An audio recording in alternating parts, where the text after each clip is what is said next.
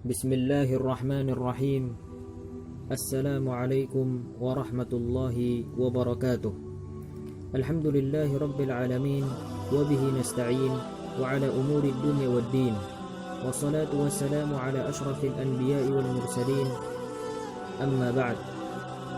An Anas radhiyallahu anhu qala Rasulullah sallallahu alaihi wasallam: sab'un yajri lil 'abdi ajruhum wa huwa fi qabrihi ba'da mautih. Man 'allama 'ilman aw ajra nahran aw hafara bi'ran aw gharasa nakhlan aw bana masjidan aw warratha mushafan aw taraka waladan yastaghfiru lahu ba'da mautih.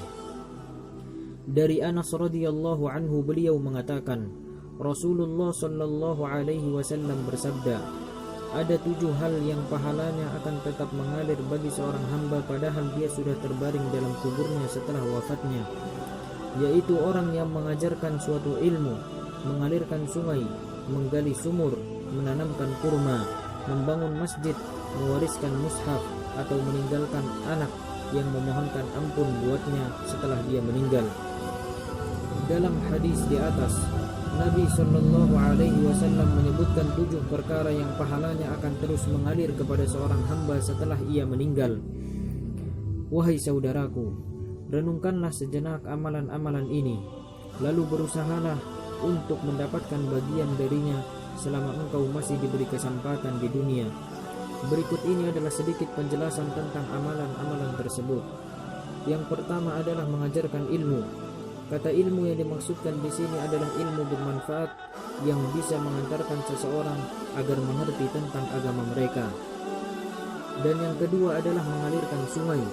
Maksudnya adalah membuat aliran-aliran sungai dari mata air dan sungai induk, supaya airnya bisa sampai ke pemukiman masyarakat serta sawah ladang mereka. Dengan demikian, manusia akan terhindar dari dahaga, tanaman tersirami, serta binatang ternak mendapatkan air minum. Dan yang ketiga adalah menggali sumur. Ini sama dengan penjelasan di atas.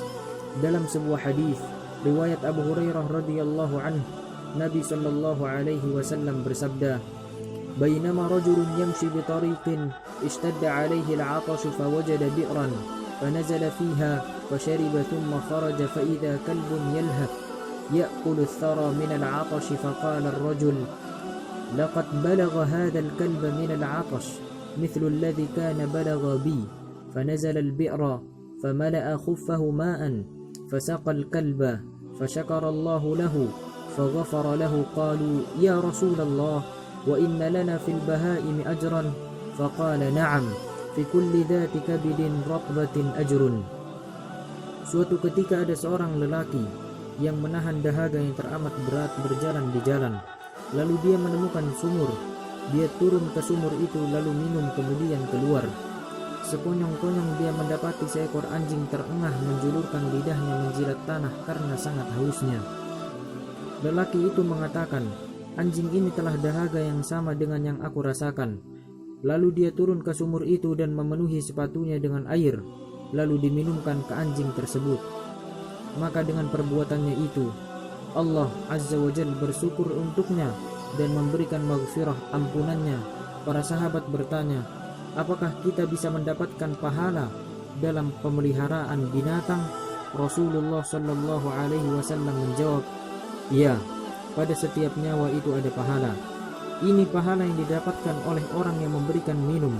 Lalu bagaimana dengan orang yang menggali sumur, yang dengan keberadaannya akan tercukupi kebutuhan minum banyak orang dan bisa dimanfaatkan oleh banyak orang. Dan yang keempat adalah menanam pohon kurma. Telah diketahui bersama bahwa pohon kurma merupakan pohon termulia dan memiliki banyak manfaat buat manusia. Maka barang siapa menanam pohon kurma dan mendermakan buahnya untuk kaum muslimin, maka pahalanya akan terus mengalir setiap kali ada orang memakan buahnya atau setiap kali ada yang memanfaatkannya, baik manusia maupun hewan. Dan yang kelima adalah membangun masjid. Masjid merupakan tempat yang paling dicintai Allah Azza wa Jalla, sebuah tempat yang Allah perintahkan untuk diangkat dan disebut namanya di sana. Dalam sebuah hadis diriwayatkan an Uthman bin Affan radhiyallahu anhu qala سمعت رسول الله صلى الله عليه وسلم يقول من بنى مسجدا يبتغي به وجه الله بنى الله له مثله في الجنة. Dari Uthman bin Affan radhiyallahu anhu, beliau mengatakan, aku pernah mendengar Rasulullah sallallahu alaihi wasallam bersabda, barang siapa yang membangun masjid untuk mencari wajah Allah, maka Allah akan membangunkannya rumah yang sama di surga. Dan yang keenam adalah mewariskan Al-Quran. Ini bisa dilakukan dengan cara mencetak atau membeli mushaf Al-Quran lalu mewakafkannya di masjid-masjid dan majelis-majelis ilmu agar bisa dimanfaatkan oleh kaum muslimin. Dan yang ketujuh adalah mendidik anak-anak, memberikan pendidikan yang baik kepada anak-anak serta berusaha maksimal membesarkan mereka dalam ketakwaan dan kebaikan. Ketahuilah wahai saudaraku, bahwa sesungguhnya ini termasuk hal-hal yang masih bermanfaat bagi seseorang meski ia sudah menjadi mayit. Rasulullah sallallahu alaihi wasallam bersabda, "Idza mata al-insanu inqata'a anhu 'amaluhu illa min thalathah, illa min shadaqatin jariyatin aw 'ilmin yuntafa'u bih, aw waladin salihin yad'u lah." Apabila seseorang sudah meninggal, maka seluruh amalannya terputus kecuali dari 3 perkara, yaitu dari sedekah jariyah, ilmu yang dimanfaatkan, dan anak saleh yang mendoakannya. Akhirnya kita memohon kepada Allah Azza wa Jalla agar Allah memberikan taufiknya kepada kita untuk melakukan semua kebaikan, dan agar Allah senantiasa membantu kita dalam melakukan berbagai aktivitas kebaikan dan senantiasa membimbing kita dalam meniti jalan petunjuk. Wassalamualaikum warahmatullahi wabarakatuh.